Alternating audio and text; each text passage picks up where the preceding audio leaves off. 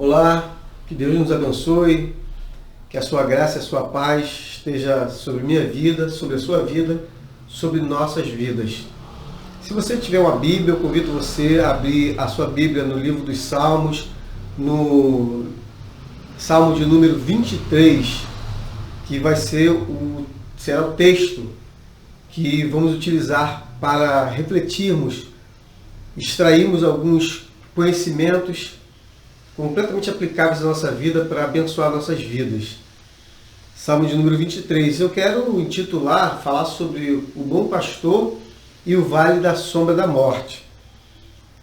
Então, tendo a Bíblia à mão, vamos ler. São 6 versículos do capítulo de número 23 do livro dos Salmos, que diz assim: o tema é a felicidade de termos o Senhor como nosso pastor. Salmo de Davi. Diz assim: o Senhor é o meu pastor e nada me faltará. Deitar-me faz em verdes pastos.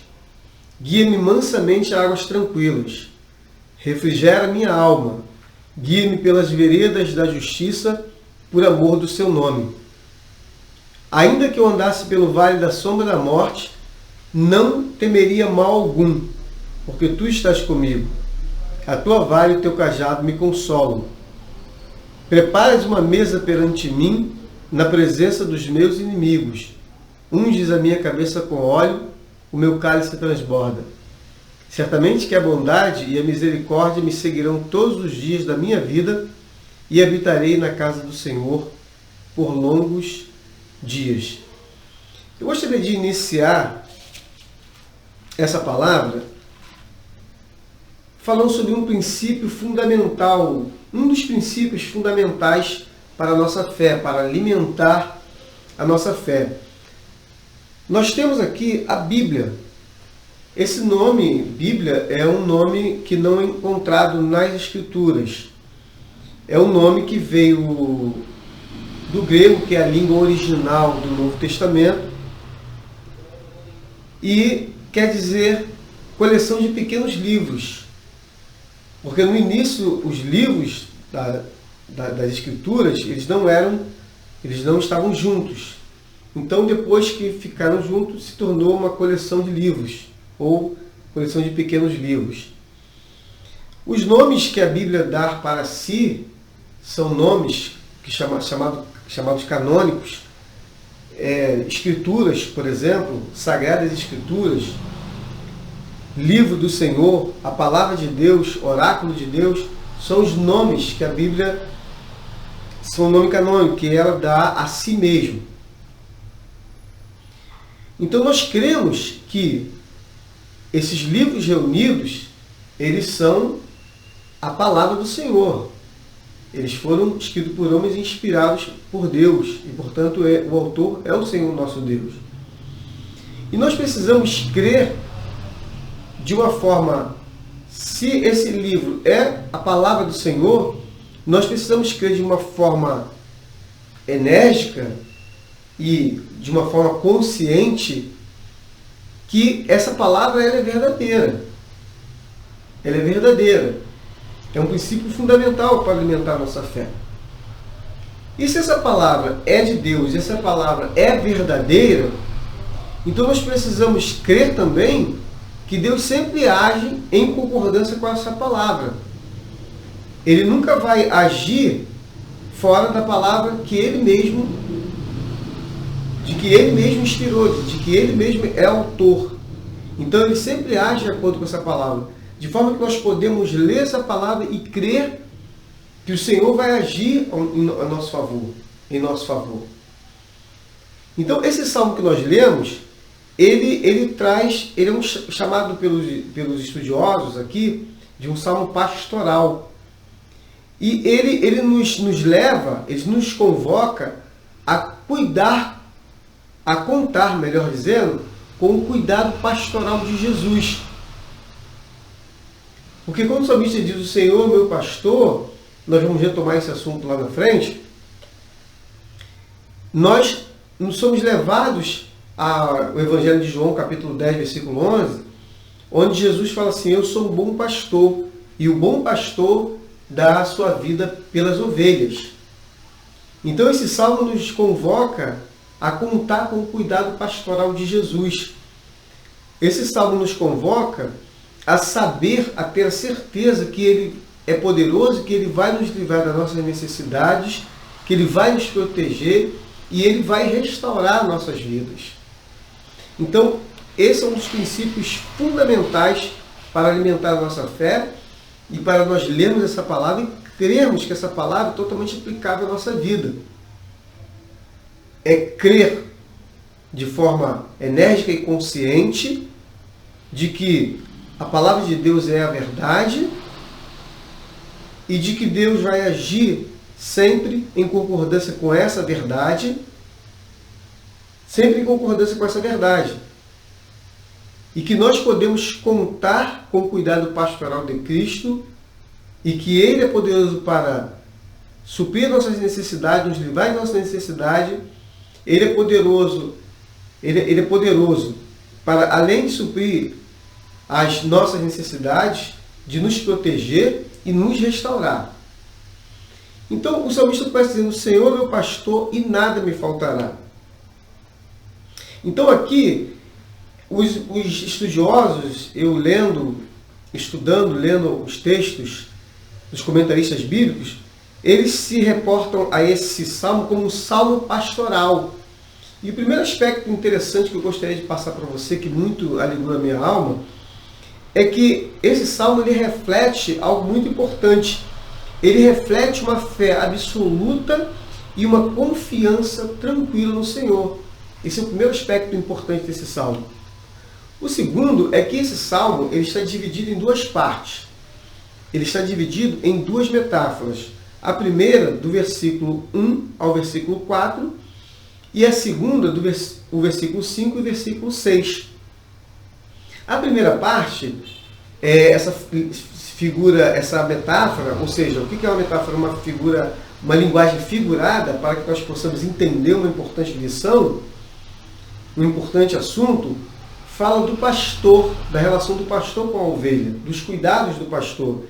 E a segunda parte, no versos 5 e 6, fala sobre o anfitrião, ou seja, aquele que recebe os convivas, ou seja, recebe aquelas pessoas, os convidados, aqueles que vão participar de um banquete. Num segundo momento, nós começamos a ler o versículo de número 2, que ele fala assim, ou melhor, voltando aqui ao versículo 1, o Senhor é meu pastor e nada me faltará. Aqui ele nos leva a João capítulo 10, versículo 11, como nós falamos, a pensar sobre Jesus, que é o bom pastor, e o bom pastor dá a sua vida pelas ovelhas.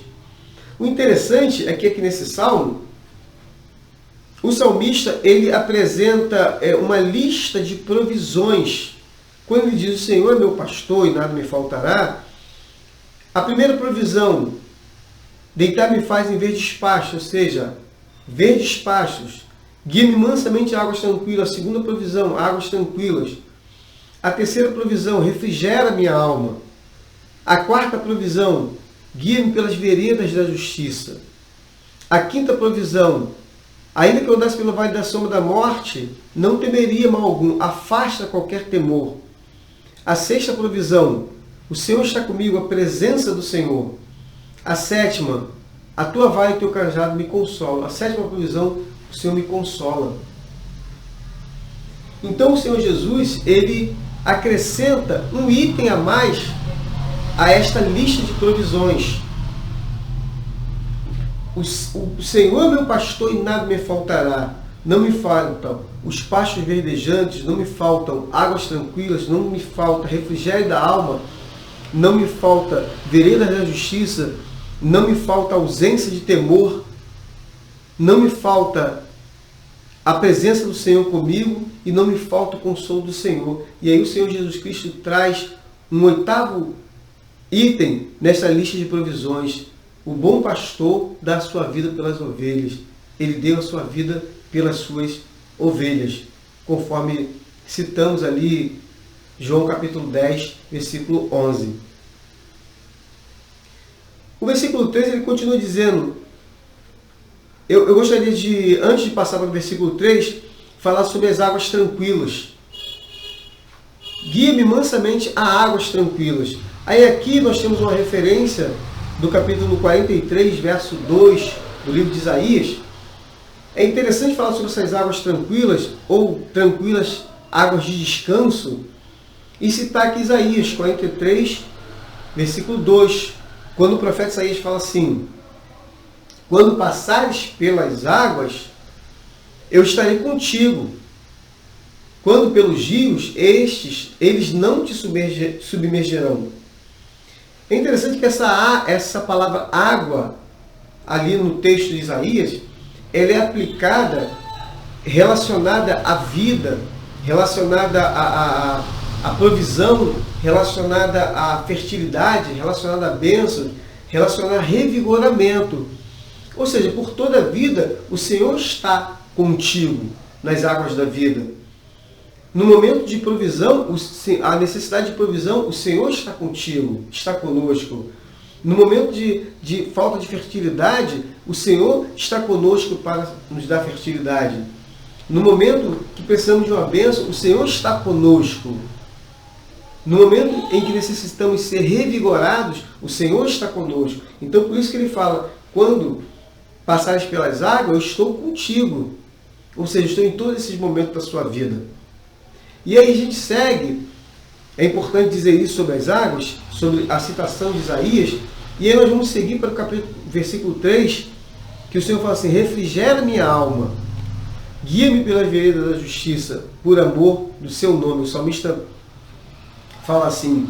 Quando o salmista fala refrigera minha alma, ele entra numa questão muito importante da necessidade humana.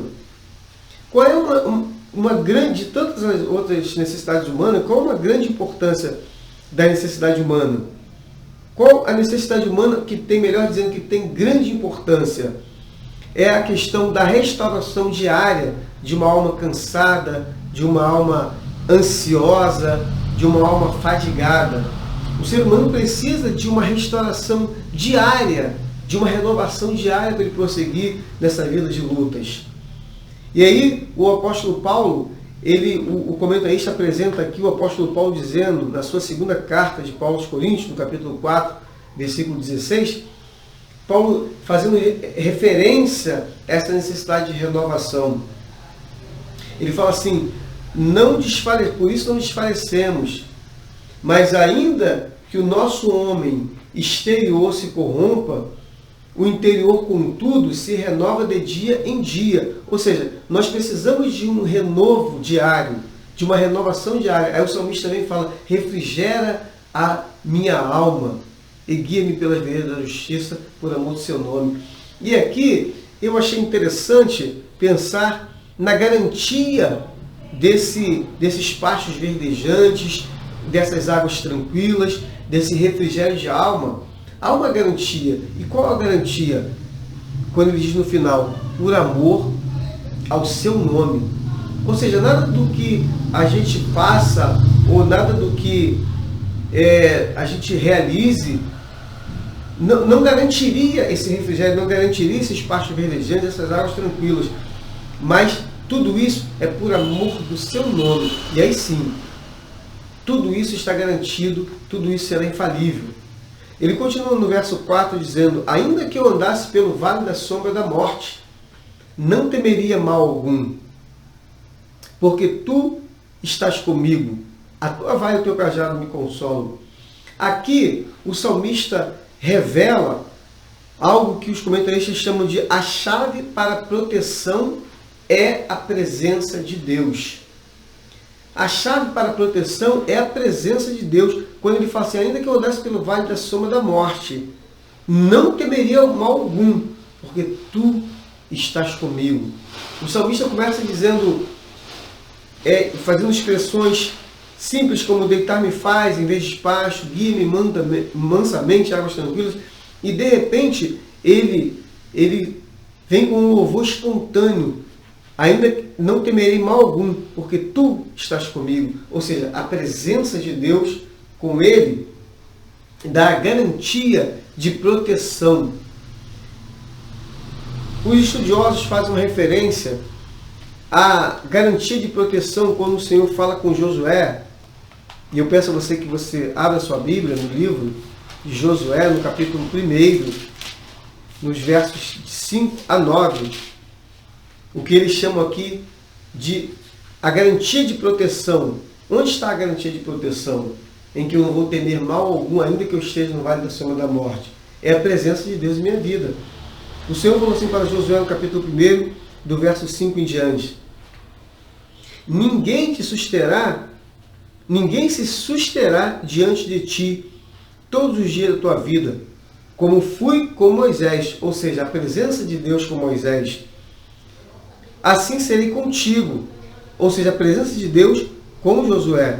Não te deixarei, nem te desampararei. A presença do Senhor sendo garantida com Josué. Esforça-te e tem bom ânimo, porque tu farás a este povo herdar a terra que jurei a seus pais lhes daria. Então somente esforça-te e tem muito bom ânimo, para teres o cuidado de fazer conforme toda a lei que meu servo Moisés te ordenou.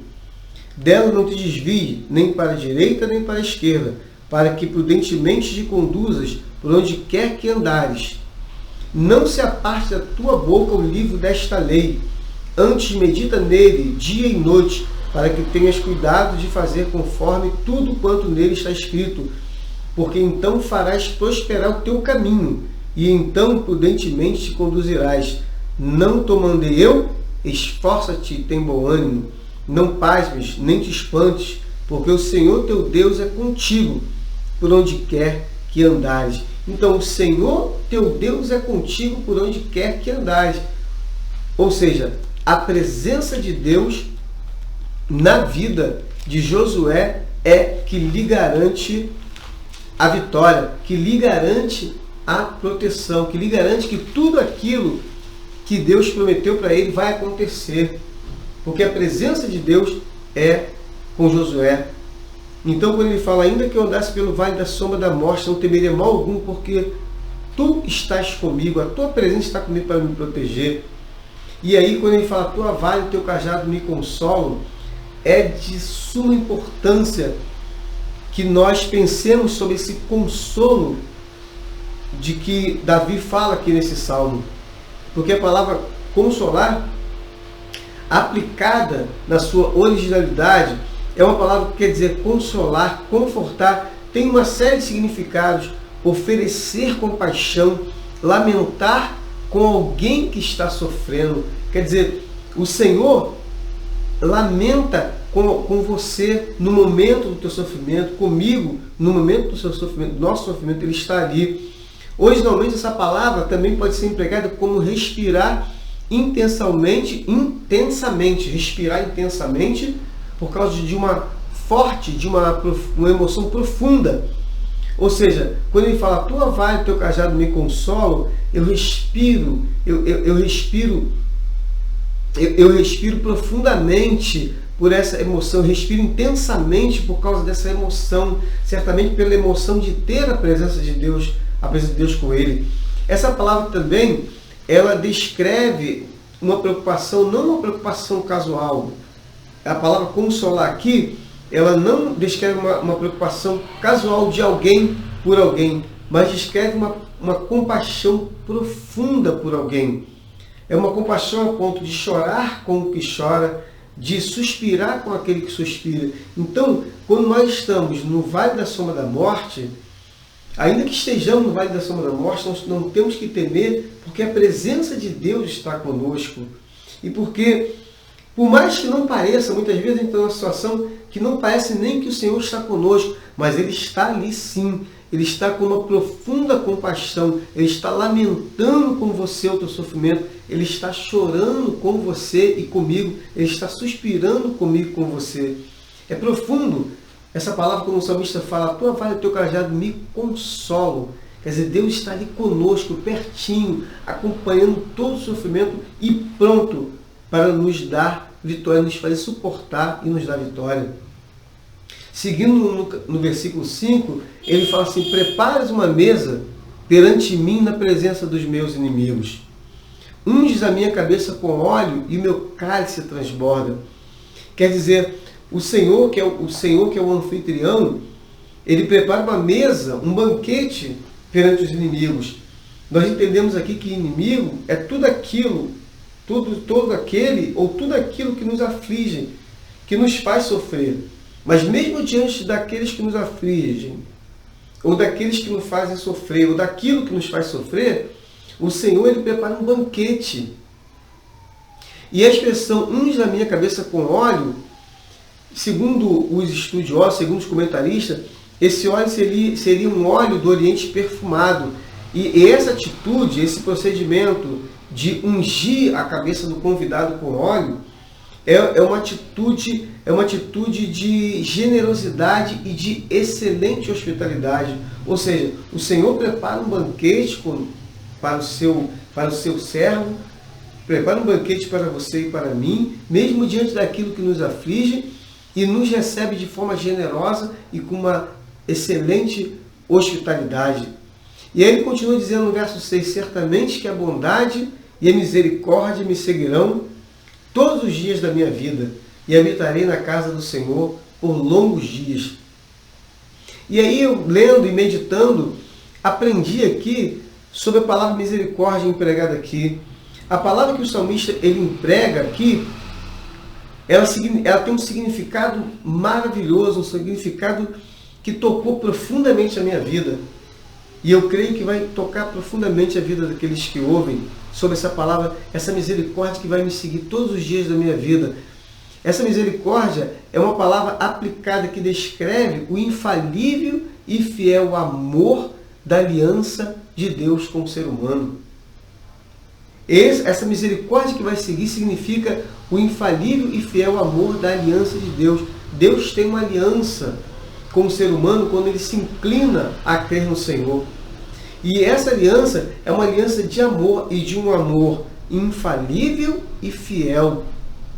Interessante que o comentarista bíblico faz uma relação dessa palavra amor, que ele diz que é semelhante à palavra graça, utilizada pelo evangelista João no capítulo 1, versículo 16 e 17, quando ele narra a fala de João Batista, que João Batista fala assim: e todos nós recebemos também da sua plenitude, de graça com graça sobre graça. João Batista fala assim: todos nós recebemos também da sua plenitude, com graça sobre graça, porque a lei foi dada por Moisés. A graça e a verdade vieram por Jesus Cristo. Então, essa palavra graça aqui nos estudos dos comentaristas, essa palavra graça, ela é semelhante à palavra amor, que tem essas qualidades de infalível e de fiel nessa aliança que o Senhor tem com o ser humano. Ou seja, certamente que a bondade, a misericórdia me seguirão. Ou seja, o amor infalível e fiel do Senhor nos seguirão todos os dias da nossa vida. A graça infalível e fiel irá nos seguir. A bondade, essa misericórdia, essa graça e esse amor infalível e fiel vai nos seguir todos os dias das nossas vidas, e habitaremos na casa do Senhor por longos dias.